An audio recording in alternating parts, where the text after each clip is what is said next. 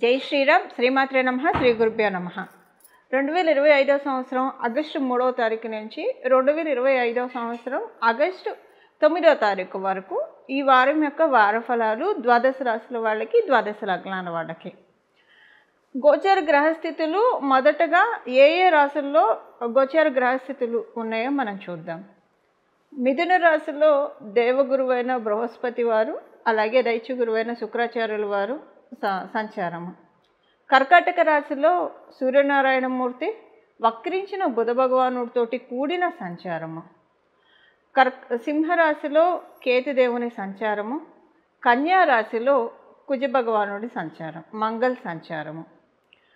కుంభరాశిలో రాహు భగవానుడి సంచారము. మీనరాశిలో వక్రించిన శనీశ్వరుడి సంచారము. ఈ వారము ఇవి గ్రహస్థితులు. అయితే ఈ వారము ఈ గ్రహస్థితుల్లో ఉన్న సిగ్నిఫికెంట్ పాయింట్, 2 గ్రహాలు వక్రించి ఉన్నాయి. కర్కాటక రాశిలో బుధ భగవానుడు వక్రించి ఉన్నాడు.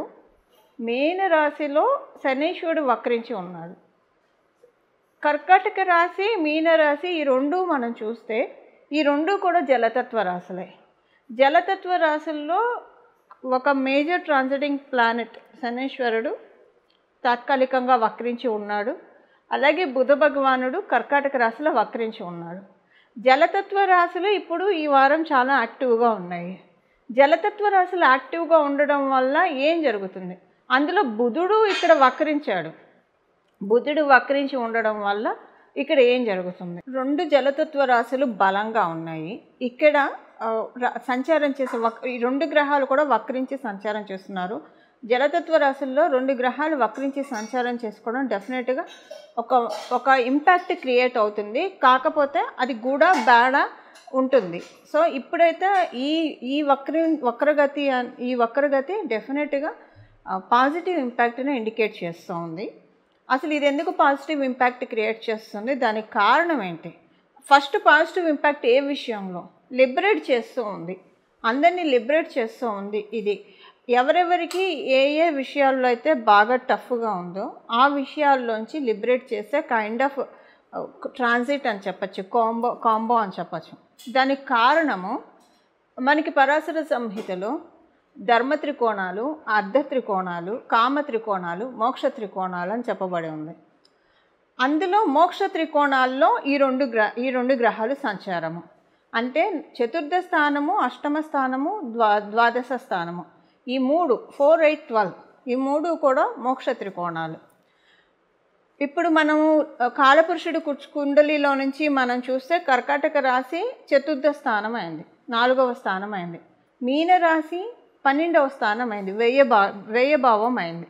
ద్వాదశ స్థానం అంటాం, వ్యయస్థానం అంటాము, మోక్ష స్థానం అంటాము.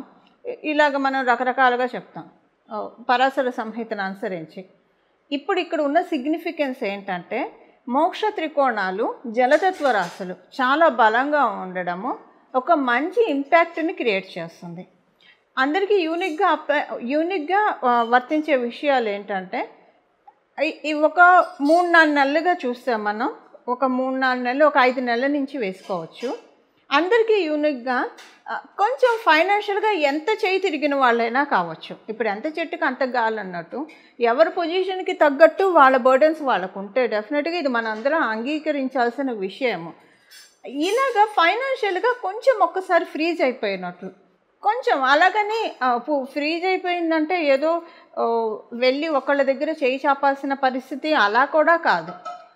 ఎలా ఉంటుందంటే ఇది అవుతుందా కాదా, ఇది అవ్వకపోతే పోనీ వేరే చోట చేద్దామా అంటే లేదు ఇక్కడ కన్ఫామ్గా అవుతుంది ఈ పని, ఇలాగన్నా ఉంటుంది కొంతమందికి అసలు సడన్గా అన్ని దారులు మూసుకుపోయినట్లు అనిపిస్తాయి, సడన్గా అంతే, అది టెంపరీ.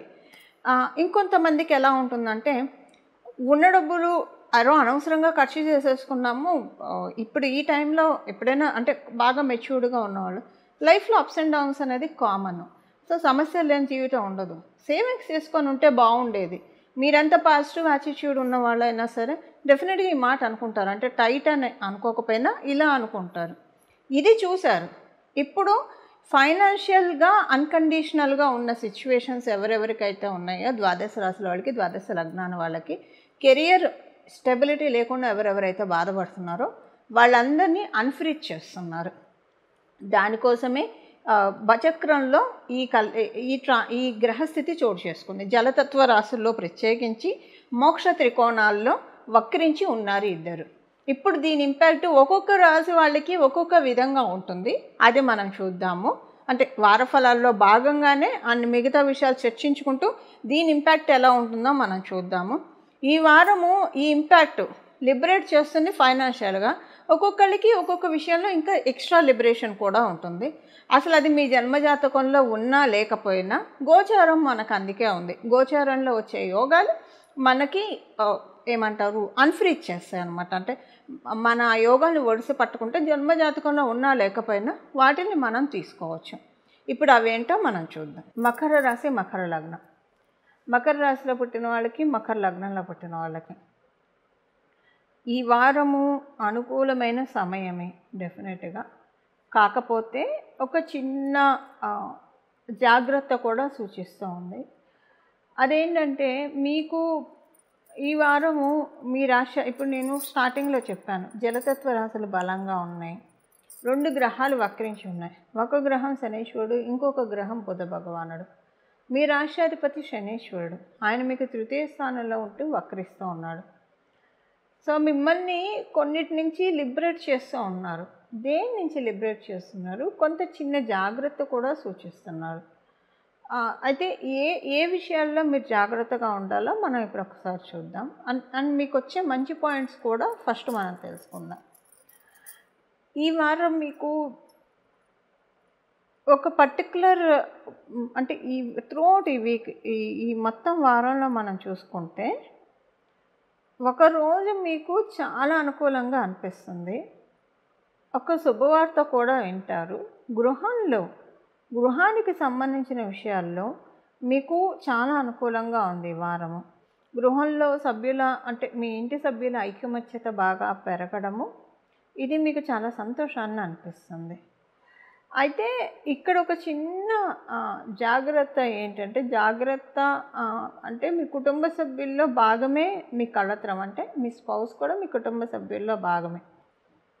మీకు గడిచిన వారాల్లో కనుక వారితో ఆర్గ్యుమెంట్స్ బాగా అంటే ఎన్నడూ లేని విధంగా జరిగి ఉంటే, ఈ వారం దాంట్లోంచి మిమ్మల్ని రిలీవ్ చేస్తున్నాయి గ్రహదేవతలు. మీకు వారితోటి చాలా చక్కటి సత్సంబంధాలు ఏర్పడతాయి.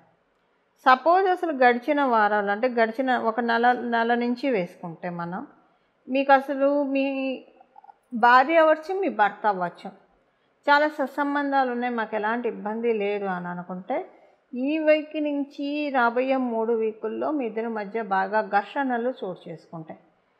ఈ ఘర్షణలు తాత్కాలికం. మీ ఇద్దరికి చాలా దిష్టి ఉంది, అది పోవడానికే ఈ ఘర్షణలు అంతే. ఈ వీక్ తర్వాత మొత్తం నార్మల్ అయిపోతారు. ఇది మీరు తెలుసుకోవాలి. ఈ నెల కాలం పాటు మీ ఇద్దరి మధ్య ఎలాంటి ఘర్షణలు లేకపోతే అప్పుడు డెఫినెట్గా మీరు దిష్టికి లోబడి ఉంటారు. దిష్టి మీ ఇద్దరి మధ్య వాగ్వివాద యుద్ధం రూపంలో పోతుంది అంతే, సింపుల్. తర్వాత మళ్ళీ వారాలకి ఇది క్యారీ ఉండదు. మీరు వివాహ ప్రయత్నం చేయడం మీ జన్మజాతకం అనుకూలంగా ఉంటే మాత్రమే చేయాలి.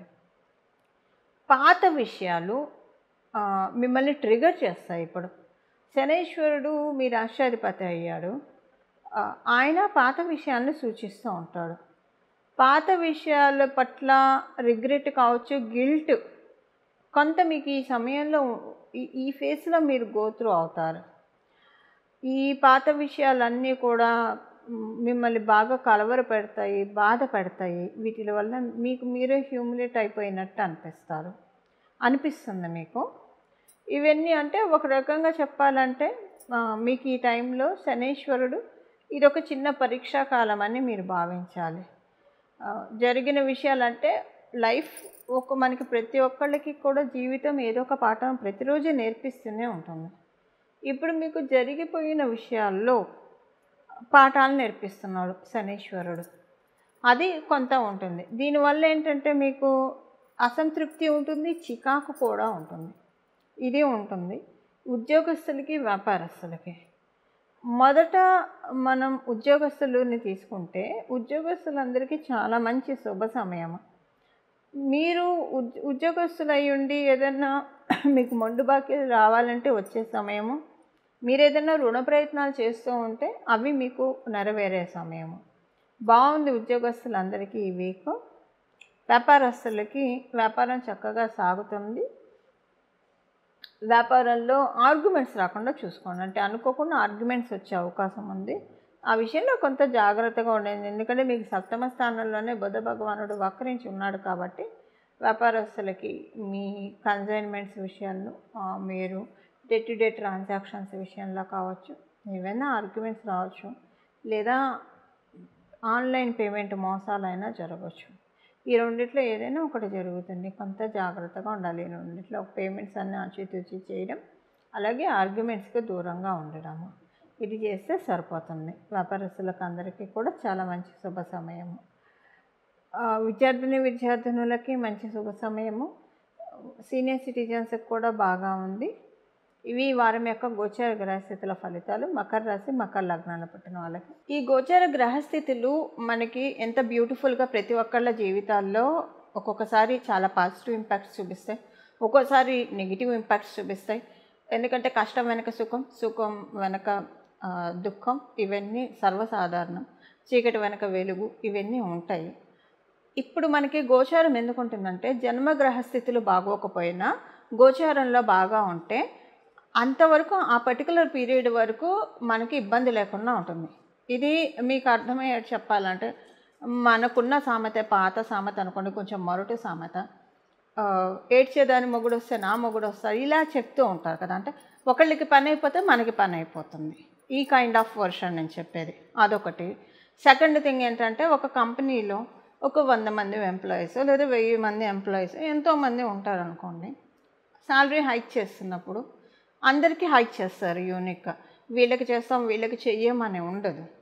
పర్టికులర్గా వాళ్ళ జన్మజాతకంలో ఆ టైంలో ఉన్నా లేకపోయినా అందరితో పాటు గంపగుత్తిగా అయిపోతూ ఉంటుంది. అయితే ఒకవేళ వాళ్ళ దాంట్లో లేకపోతే ఆ వచ్చేది వాళ్ళకి నిలబడదు. జాగ్రత్తగా ఒడిసి పట్టుకోవాలి. అందుకే జాతకం చూపించుకోవాలి జ్యోతిష పండితుల దగ్గర. అంటే చూపించుకుంటే ఏమవుతుందంటే ఒక్కొక్కసారి ప్రమోషన్ హైక్ వచ్చిన తర్వాత అది తీసుకునే యోగ్యత ఆ టైంలో జన్మజాతకంలో లేకపోతే నిలబెట్టుకోవడానికి చిన్న చిన్న రెమెడీస్ చేస్తే అవి నిలుస్తాయి. లేదంటే అది వచ్చిన 3 నెలలకి ఏదో ఒక పాలిటిక్స్ జరిగి వేరే కంపెనీకి మారాల్సి రావచ్చు. ఇలా రకరకాలుగా ఉంటాయి. ఎందుకంటే ఆ టైంలో అందుకునే యోగ్యత ఉండదు కాబట్టి.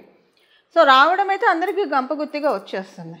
అలానే ఇప్పుడు గోచారంలో కూడా మనకి గ్రహదేవతలు అందరికీ గంపగుత్తిగా మనకి యోగాల్ని ఇస్తుంది, అవయోగాలను కూడా ఇస్తుంది, రెండింటినీ ఇస్తాయి.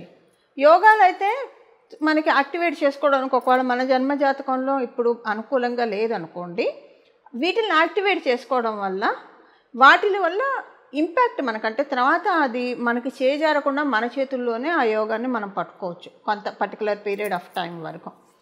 అలాగే ఒకవేళ అవయోగాలు అయితే దాన్ని స్కిప్ చేయడానికి పరిహారాలు చేసుకోవాలి. పరిహారాలు అందుకే మనం చేసుకోవాలి. ఇప్పుడు ద్వాదశ రాశుల వాళ్ళు, ద్వాదశ లగ్నాల వాళ్ళు ఏ పరిహారం చేసుకోవాలో మనం చూద్దాం. ఇప్పుడు గోచారంలో ఉన్న గ్రహదేవతలు మనకి జలతత్వ రాశుల్లో ఉంటే లిబరేట్ చేస్తూ ఉన్నాయి మనకున్న సమస్యల నుంచి. దీన్ని మనం ఒడిసి పట్టుకోవాలంటే 2 రెమెడీస్ చేయాలి. ఈ 2 రెమెడీస్, ఒకటి ప్రాక్టికల్ రెమెడీ, ఒకటి ఆధ్యాత్మిక పరంగా ఉన్న రెమెడీ. మొదట మనం ఆచరణలో చేయాల్సిన అంశం మనం చూద్దాం. ప్రాక్టికల్ రెమెడీ మనం చూద్దాం. అసలు ఎప్పుడు కూడా ఇది మనం పాటించాలి. ప్రత్యేకించి ఈ వీక్ వాటర్ కన్జంప్షన్ చాలా జాగ్రత్తగా వాడాలి. ఒక గాజు బొమ్మ మనం ఎంత ఉంటే ఒక కాస్ట్లీ గాజు బొమ్మ మన ఇంట్లో ఉంటే దాన్ని తుడిచేప్పుడో లేదా అటు నుంచి ఇటు ప్లేస్ మార్చేప్పుడో ఎంత కేర్ఫుల్గా మనం హ్యాండిల్ చేసి ఇంకో చోట పెడతామో గోచారంలో వచ్చే యోగాలు అలాంటివి. అస్సలు మీరు ఏమరపాటుగా ఉండకండి. ఎందుకు చెప్తున్నానంటే నీళ్ళు ఎక్కువగా వృధా చేసే అలవాటు మనకు తెలియకుండానే ఉంటుంది. బ్రష్ చేసుకునేప్పుడు ఆ షింకు తిప్పేస్తాము, నీళ్ళు బోళ్ళన్ని పోతూనే ఉంటాయి, మనం కడుక్కునే లోపల పోతూ ఉంటాయి. సో నీళ్ళు ఎక్కువగా కన్జ్యూమ్ చేయకుండా, వృధా చేయకుండా ఉండాలి. కన్జ్యూమ్ చేయొచ్చు, అవసరమైనంత వరకే మనం నీటిని వాడాలి. నీటిని వృధా చేస్తే ఇప్పుడు లేనిపోని కష్టాల్లో ఊపిలోకి పడే అవకాశం కూడా ఉంటుంది. ఇది ప్రాక్టికల్ రెమెడీ. ఇది మంచిది కూడా కదా. మనం వాటర్ని ఎక్కువగా మనకున్న న్యాచురల్ రిసోర్సెస్ని మనం కాపాడుకోవాలి. ప్రకృతి వనరుల్ని మనం కాపాడుకోవాలి. కాపాడుకోకపోయినా పర్లేదు కానీ పాడు చేసే హక్కు అయితే మనకి లేదు. ఇక్కడికి మనం వచ్చింది రెంట్ కోసం వచ్చాము భూమి మీద. భగవంతుడు ఇచ్చిన వాటంటే మనందరం ఒక గెస్ట్లం కదా. సో వీటన్నిటినీ మనం ఒక బాధ్యతాయుతంగానే మనం వాడుకోవాలి. వాటరు చాలా, మీరు జలాన్ని చాలా బాధ్యతాయుతంగా వాడుకోవాలి. ఈ వారము అసలు ఎప్పుడు కూడా ఇది ఈ వారం నుంచి మొదలుపెట్టి ఇంక ఇదే ఒకవేళ మరీ ఎక్కువగా వాడకపోయినా మనకి తెలియకుండా మనం జాగ్రత్తగా వాడుకునే వాళ్ళమని మనకి తెలియకుండానే కొంచెం వృధా చేస్తూ ఉంటాం. సో ఎక్కడ వృధా చేసుకుంటున్నామో అటెన్షన్ పే చేసి మ్యాక్సిమం వాటర్ వృధా కానియకుండా ఇక్కడి నుంచి ఇంక ఇది కంటిన్యూ చేస్తూ ఉంటే ప్రకృతికి మనకి మనం తోడ్పాటును అందించిన వాళ్ళం అవుతాము. సైడ్ బై సైడ్ మనకి బ్లెస్సింగ్స్ కూడా నేచర్ నుంచి వస్తాయి. ప్రకృతికి మనం ఎప్పుడైతే తోడ్పాటును అందిస్తామో డెఫినెట్గా నేచర్ కానీ దేవుళ్ళు కానీ మనం రవ్వంతో ఏం చేసినా సరే ఇది మళ్ళీ మన కోసం మన ఫ్యూచర్ జనరేషన్స్ కోసమే, ఇదేం భగవంతుడి కోసం కాదు. అయినా మనం ఇలా చేస్తే భగవంతుడు కావచ్చు, నేచర్ కావచ్చు, మనం వాళ్ళకి ఏం చేస్తే దానికి 10 మనకి చేస్తారు. వీలుంటే ఇక్కడ ఇది ఒకటి చేయాలి. సెకండ్ రెమెడీ ఏంటంటే, మీకు వీలుంటే కనుక చెట్లని నాటండి. ఎక్కడైనా సరే మొక్కల్ని నాటడానికి ప్రయత్నించండి. మీకు ఎక్కడ వీలు కుదిరితే అక్కడ మొక్కల్ని నాటడానికి ప్రయత్నించండి. ఉదాహరణకి మీకు మొక్కలు నాటడానికి అవకాశం కుదరకపోతే, అంటే మీకు ప్లేస్ చిక్కకపోతే ఇంట్లో అయినా ఒక మంచి కుండీలో తెచ్చి ఒక ప్లాంట్ని పెట్టుకోండి. లేదా అసలు మీకు అవకాశం లేకపోతే మొక్కలు నాటినా నాటకపోయినా ఇప్పుడు మనం తెలుసుకోబోయే ఈ నామాన్ని జపించండి. ఈ నామాన్ని జపించడము నీటిని సద్వినియోగం చేసుకోవడం, దుర్వినియోగం కాకుండా మన ఇంట్లో వాళ్ళు కావచ్చు, మనం కావచ్చు, దుర్వినియోగం చేసుకోకుండా, నిరుపయోగం చేసుకోకుండా జాగ్రత్తగా ఉండడము. అలాగే మొక్కల్ని నాటితే చాలా మంచిది. ఈ వీక్ మొక్కల్ని నాటి మనం ప్రకృతికి ఎంత తోడ్పాటును అందిస్తే అంత మనకి. అంటే మొక్కలు ఎందుకు నాటుతాము? ఆక్సిజన్ కోసం, ఊపిరి పీల్చుకోవడానికి. మన జీవితంలో ఊపిరాడని సిచ్యువేషన్స్ మనం చూస్తూ ఉంటాము, అందరూ చూస్తూనే ఉంటారు, ఎవరు దీనికి అతీతులు కాదు. అలాంటి సిచ్యువేషన్స్, అలాంటి పరిస్థితులు మనకి రాకుండా ఎప్పుడు మనం అమ్మయ్యాను ఊపిరి పీల్చుకునే విధంగా మన జీవితం కొనసాగాలి అంటే ప్రకృతికి మనం వీలైనంత వరకు తోడ్పాటును అందించాలి. ఇప్పుడు దీనికి రైట్ టైం, ఎప్పుడు దానికి రైట్ టైం. మంచి పనికి ఎప్పుడు సర్వకాల సర్వావస్థలు మంచివే. ప్రత్యేకించి ఒక మంచి అమృత గడియలు అనేవి ఉంటాయి మనకి. ఇప్పుడు మొక్కలు నాటడానికి అమృత గడియలు అంటే నమ్మండి. చక్కగా నాటండి మొక్కలు. మంచి పని చేద్దాము, శ్రీకారం చూడదాము. మొక్కలు నాటిలా మీరు ఈ నామాన్ని జపించుకుంటే ఇంకా మంచిది. నాటిన వాళ్ళు ఖచ్చితంగా ఈ నామాన్ని జపించుకోవాలి. ఆ నామం ఏంటో మనం ఇప్పుడు చూద్దాం. గంగాధరాయ నమః, గంగాధరాయ నమః, గంగాధరాయ నమః. ఈ నామాన్ని మొత్తం జపిస్తూ ఉండండి. మీరు రాత్రి పడుకునేప్పుడు మర్చిపోకుండా దీంతో పాటు గంగానది గంగానది గంగానది అని చెప్పుకుంటూ పడుకోండి. 3 సార్లు, ముమ్మార్లు. ఉదయాన్నే లేస్తూ మొదట గణపతిని తలుచుకోవాలి. గజాననాయ నమః, గజాననాయ నమః, గజాననాయ నమః. ఎందుకంటే మొదట పూజ్యత ఆయనకే కాబట్టి. తర్వాత ఉదయాన్నే లేస్తూ కూడా మీరు మంచం మీద కూర్చొని చెప్పుకోవచ్చు, గంగానది గంగానది గంగానది. ఇది మనకి శివపురాణంలో ఉన్న విషయము. ఎవరైతే రాత్రి పడుకునేప్పుడు శివనామస్మరణం మనం చేయాలి. ఉదయాన్నే లేస్తూ హరినామస్మరణం మనం చేయాలి. దాంతోపాటు గంగానదిని రాత్రి పడుకునేప్పుడు, ఉదయం లేచేప్పుడు ఎవరైతే స్మరిస్తారో వాళ్ళకున్న అన్ని పాతకాలు నశిస్తాయి. అంటే మన సిన్స్ అన్నీ కూడా కరిగిపోయి మనము మంచి డెవలప్మెంట్ మోడ్లోకి వెళ్తాము. అలాగే మన చేత ధర్మకార్యాలు, పుణ్యకార్యాలు, దేవకార్యాలు భగవంతుడు మనని నియమించి మన చేత చేయిస్తాడు అనడంలో ఏమాత్రం సందేహం లేదు. ఈ నామాన్ని రాత్రి పడుకునేప్పుడు గంగానది గంగానది గంగానది, ఉదయాన్నే లేస్తూ కూడా ఈ నామాన్ని జపించడం. అలాగే ప్రతిరోజు కూడా గంగాధరాయ నమః, గంగాధరాయ నమః, గంగాధరాయ నమః అనే నామాన్ని జపించి మనమందరం కూడా గంగాధరుడు శశిశేఖరుడైన పరమశివుడి యొక్క కృప వల్ల జలతత్వ రాశులు బలంగా ఉన్నాయి కాబట్టి ఎప్పుడు నిత్యం ఆయన నెత్తిన ఉన్నంత జలం ఎక్కడ ఉండదు. సో ఆకాశ గంగనే ఆయన జటాజూటంలో బంధించాడు. ఇక్కడ మనం జలతత్వ రాశులు అంటే ఆయన జటాజూటమని నా భావన. మనం ఇలాగ స్మరిస్తే కనుక చాలా చక్కటి ఫలితాలు వస్తాయి. ఇలా మనమందరం కూడా గోచారం ఇచ్చే యోగాల్ని ఒడిసి పట్టుకొని మన జీవితాన్ని ప్రశాంతంగా, నిర్మలంగా, సుసంపన్నం చేసుకోవాలని చెప్పి మనందరి తరఫున నేను కూడా భగవంతుని ప్రార్థిస్తూ మంగళం. నమో భగవతే వాసుదేవాయ.